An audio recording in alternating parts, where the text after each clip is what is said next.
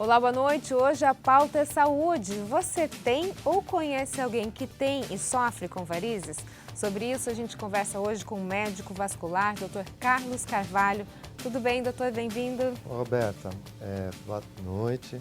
Eu que agradeço e espero colaborar e elucidar as principais dúvidas da nossa área. Vamos falar um pouquinho então sobre esse assunto que todo mundo, ou pelo menos conhece alguém, ou tem varizes, né, doutor? É um assunto bem corriqueiro, bem popular, eu diria, né? É verdade. 30% da população mundial tem varizes, né? Então, pode ser, na realidade é assim, varizes tem uma classificação. Então, desde o que nós chamamos CEAP, né, 1 até o CEAP 6. Então, desde aqueles vasos menores, depois os intermediários, depois os processos inflamatórios, até casos mais graves com úlceras, né?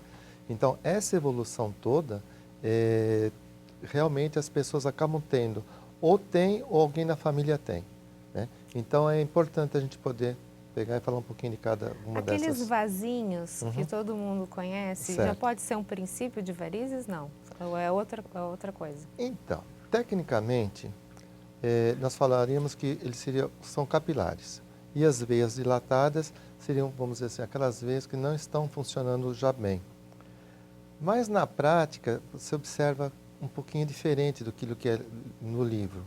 Porque quem tem vasinho, a evolução normal é aquele vaso aumentar o tamanho, você começa a observar o calibre, eles começam a se espalhar um pouquinho mais na perna, então dá o desconforto, né, para a paciente.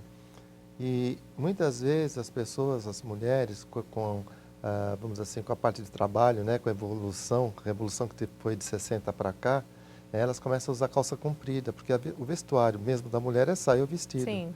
Né? Então o que acontece? Ela começa a ficar envergonhada e acaba encobrindo as pernas. Mas na realidade a gente começa a observar que esses pequenos capilares que vão dilatando, que vão dando uma série de sintomas, vão evoluir sim. Né? Com o passar do tempo vão incomodar bastante. E as varizes já são aquelas veias maiores, mais dilatadas e insuficientes. Bem verdinhas, né? Bem verdinhas, Bem bem verdinhas, verdinhas, que bem aparecem verdinhas. direitinho. Elas são herdadas geneticamente, doutor? São.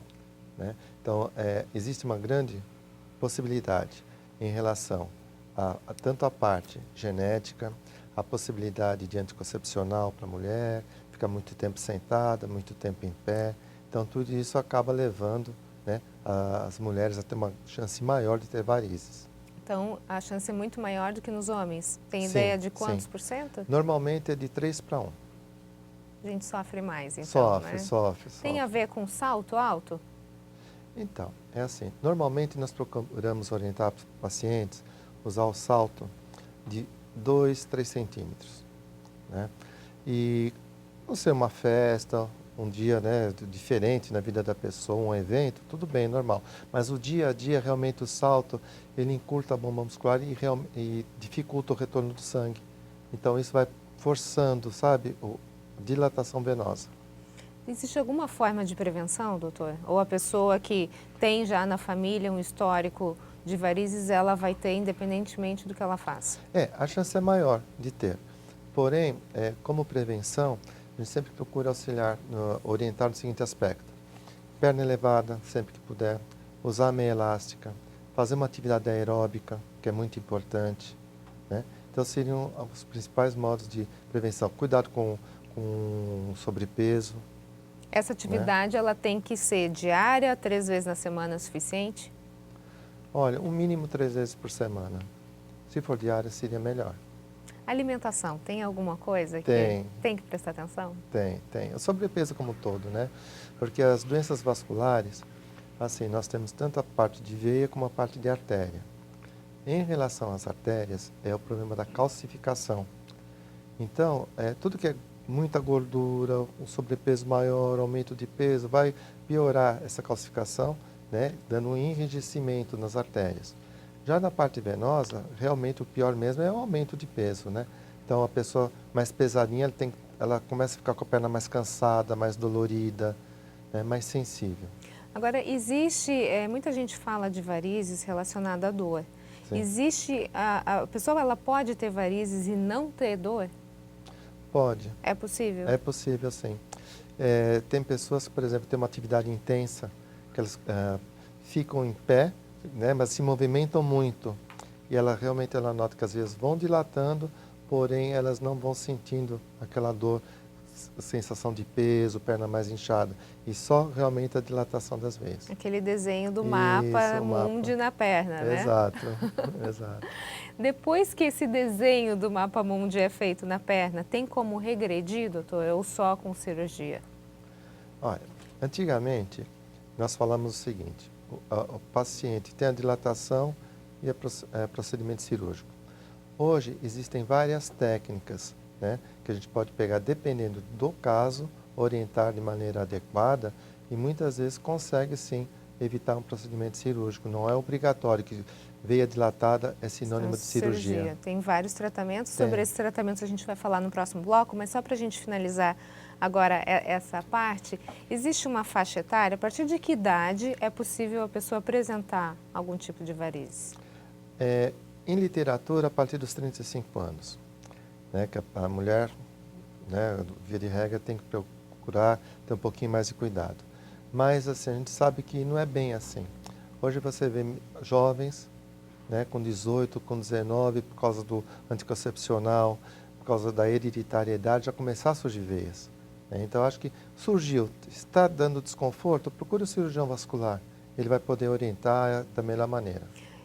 Anteriormente o senhor chegou a falar sobre a necessidade de exercício físico, né, principalmente aeróbico.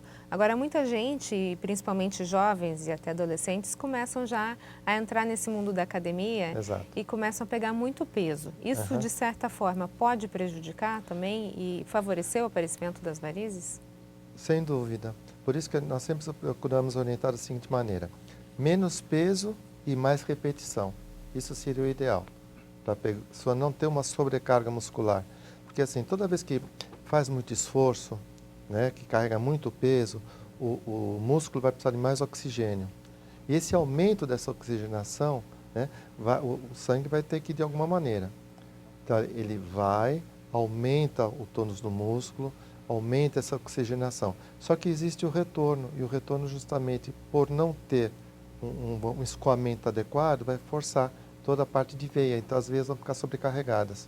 Então, para a gente entender de forma bem simples, doutor, o que significa o aparecimento dessas varizes? É quando, então, o sangue, no retorno dele, a veia ela não tem um calibre fino o suficiente para bombear e aí ela larga, fica flácida? O que é? De modo assim, mais simples seria assim, o coração bombeia o sangue pelas artérias e o retorno desse sangue são pelas veias. Dentro das veias existem válvulas. E quando aumenta a pressão dentro das veias, essas válvulas começam a não funcionar direito. Então, essa pressão que vai forçando o sangue para passar, ele força a válvula, com isso vai dilatando a veia. Por isso que vai aumentando o tamanho, né, e o calibre dela. Ok, então no próximo bloco a gente continua a falar sobre varizes. Nós voltamos já já. O ND está de volta e o nosso assunto de hoje é saúde. Eu converso com o médico vascular, Dr. Carlos Carvalho.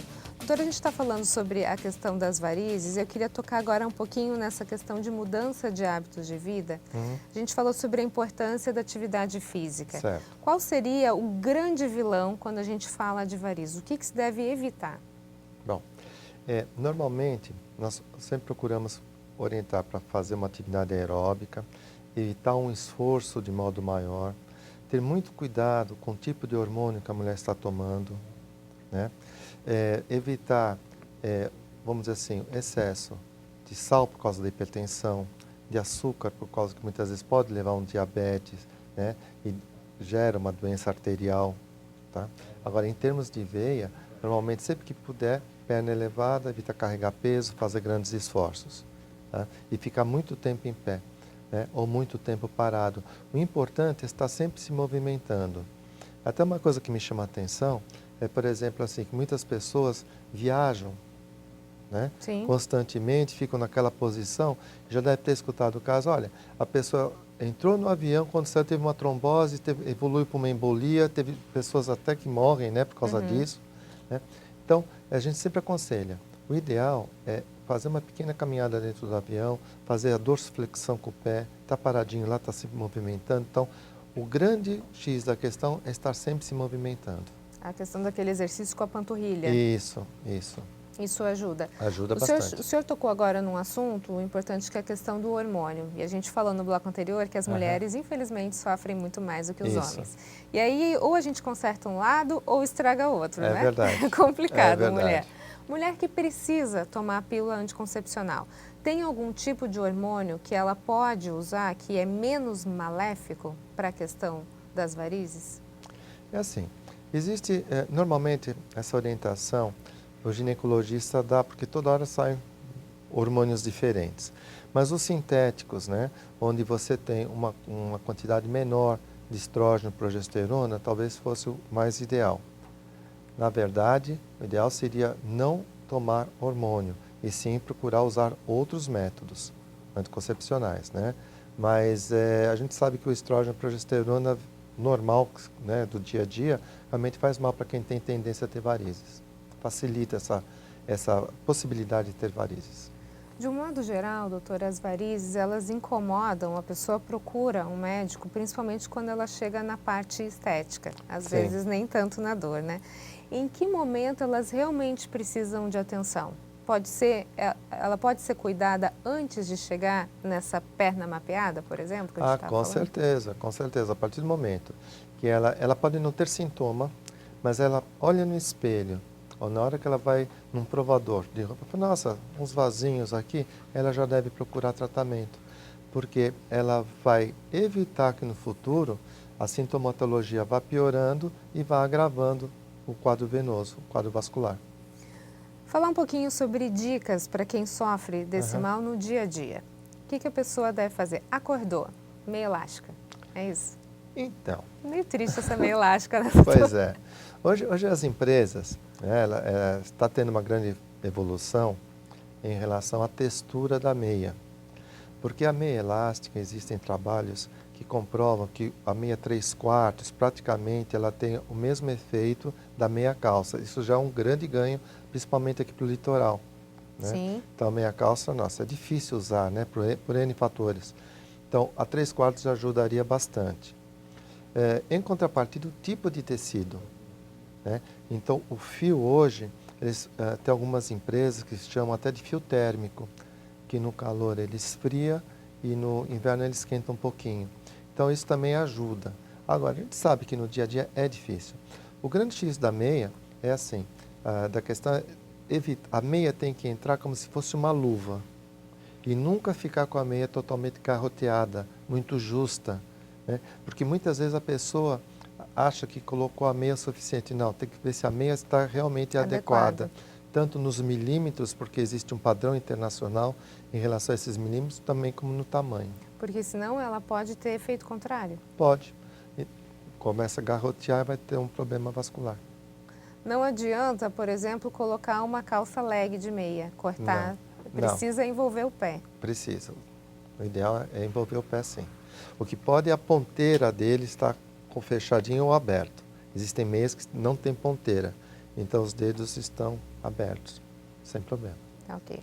Falar um pouquinho sobre a questão do tratamento, a gente Vamos falou lá. que não é só porque existe o aparecimento dessas varizes que a pessoa já tem que entrar na cirurgia. Existe um caminho a ser percorrido antes. Exato. Né, doutor, o que é possível se fazer quando se tem, de repente, a gente está no primeiro estágio ainda das varizes? Tá. Então, olha, nós temos hoje vários tratamentos. Então, nós temos a escleroterapia clássica, que é aquela secagem de vasos, aplicaçãozinha de vaso. Então, é um medicamento que vai numa seringa, numa agulha ultra fina e é aplicado nesses vasos menores. Existe a crioescleroterapia, que é um outro tipo de esclerosante, outro tipo de remedinho também aplicado, só que antes de ser aplicado, ele é resfriado, o remédio, e a pele do paciente também ela é resfriada com outro aparelho. Então, a paciente quase não sente nem a punção. É uma coisa... Fica anestesiada, né? Praticamente anestesiada. Então, é uma evolução muito grande. Existe o laser transdérmico, né, que é um aparelho onde nós passamos em cima das veias, tá, e ele vai fechando essas veias, juntamente com o resfriador, né? Então, isso é muito interessante, porque você vê um resultado bacana sem a pessoa sofrer. e complementando com a crioescleroterapia, essa técnica geladinha. Então, assim, como as veias não têm o mesmo tamanho, os tratamentos também não podem ser iguais, o único tratamento para tudo. Então, nós associamos os tratamentos para ter um resultado final melhor. Quer dizer, não é nem para cada pessoa. Numa Não. mesma perna você Na pode mesma ter perna mais de faz- um tipo de tratamento. Exatamente. Outra coisa que nós podemos associar é a espuma, né? Só que assim, cada caso é um caso, cada caso tem uma indicação. Então, por exemplo, você pega uma paciente com 80 anos, 85 anos. Ela não vai estar preocupada se a espuma vai deixar alguma manchinha na perna dela ou não, porque normalmente a pele dela já está com manchas senis próprias da idade. O que ela não quer é ter um problema maior, uma úlcera, né? Evitar uma flebite, uma trombose, alguma coisa que dê uma complicação. Então, a espuma é muito bem-vinda nesses casos. Outros casos, cada caso a gente teria que estudar, né? Mas a possibilidade hoje de se evitar uma cirurgia é muito grande. Ok. No próximo bloco, a gente continua a falar sobre varizes. Nós voltamos já já. O ND está de volta e o nosso assunto de hoje é varizes. Eu converso com o médico vascular, Dr. Carlos Carvalho. Doutor, vamos continuar o nosso papo sobre varizes, entendendo um pouquinho melhor sobre isso. A gente está falando sobre algumas técnicas que podem ajudar antes da cirurgia. Isso. Né? No caso dessa técnica de espuma para o tratamento, quais seriam as vantagens? As vantagens seriam que o paciente, normalmente, ele volta à sua atividade, né, profissional, sem ter a necessidade de ficar afastado. Então, isso já é um grande ganho. O paciente faz o procedimento, sai da clínica, ele vai para a sua atividade normal e não precisa se afastar. Outra coisa muito importante, o fato de evitar o ambiente cirúrgico, o fato de não tomar uma anestesia, uma RAC, uma peridural, também é outro ganho, né? E assim, quando você vê os riscos de uma cirurgia, porque tudo tem risco, não é verdade? A partir do momento que você coloca alguma coisa no organismo, tudo tem seu risco. Mas, de um modo em geral, você vê grande vantagem em relação à espuma, porque diminui os riscos. Desde que ela seja bem orientada, desde que ela seja bem estudado o caso, vale muito a pena ser feito, sim. Agora, muita gente reclama que às vezes não faz esse tratamento de varizes porque depois vai voltar de novo, né? Uhum. Então tem todo aquele trabalho, tem o custo. É verdade ou é mito que as varizes voltam? Não é bem assim. Na verdade, a parte genética faz com que a pessoa tenha varizes a vida inteira. Então existe a necessidade de estar tratando. Então é a manutenção do tratamento. Então, por exemplo, o paciente chegando na clínica hoje. Daqui 1 mês, 2 meses, 3 meses, acabou o tratamento. Então, a gente sempre orienta para ela retornar depois de 6 meses, 1 ano, para reavaliar e ver a possibilidade, o que surgiu, se trata, porque assim, se a pessoa faz essa manutenção de maneira adequada, os tratamentos vão encurtando. O grande problema que nós temos hoje é que o paciente fica tão bem depois do tratamento... Esquece do médico. Esquece, depois volta depois de 5 anos, 8 anos, 10 anos, aí começa tudo do zero de novo. Agora, esse tratamento com espuma, a gente viu que os tratamentos eles são adequados para cada tipo de calibre, né? Isso. É isso. Calibre, pele, idade, profissão. Esse, especificamente, o de espuma, ele é indicado para que tipo de pessoa? Então, o tratamento de espuma, ele é indicado para as pessoas que têm as veias mais calibrosas. Tá? Então, aquelas pessoas que têm aquelas veias maiores, aquelas veias que você bate o olho e fala, poxa vida, nossa, como deixou a perna ficar nesse estágio, né? Parece até que tem um nó por dentro da pele, Exatamente. Né? Então, a espuma seria muito bem indicada nesses casos. Pacientes com úlceras venosas, pacientes que sofrem com aquele eczema, né? Porque no fundo, aquele eczema, aquela perna já acastanhada, por baixo tem veias de grande calibre, valeria a pena fazer o procedimento de espuma. Claro que vai depender da quantidade de varizes da pessoa, mas em média, quanto tempo dura esse tratamento no consultório? Olha, é assim, a gente chegar para o paciente e falar, olha, seu tratamento vai ser um tratamento curto, não é. Porque eu, particularmente, vou de acordo, né, com a sensibilidade da pessoa. Então, muitas vezes eu olho para a pessoa e falo, em 5 vezes eu resolvo. Quando vai vir 3 vezes, está ótimo. Às vezes, ao contrário. Poxa vida, em 5, 6 vezes que vem aqui, fica a perna bacana. e às vezes vão 8 ou 10, porque a gente tem que trabalhar de acordo com a sensibilidade de cada um.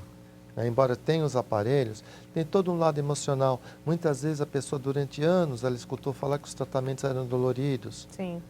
Então ela começa já a estigmatizar aquilo, ela já começa a colocar na cabeça que aquilo vai ser dolorido, que vai dar problema no futuro, e não é bem assim. Então, a média depende muito da quantidade de vaso, mas acho que é um todo, sabe? Por isso que é um tratamento muito individual. E o quanto dói, doutor? Olha, eu acho que antigamente até poderia doer um pouquinho mais.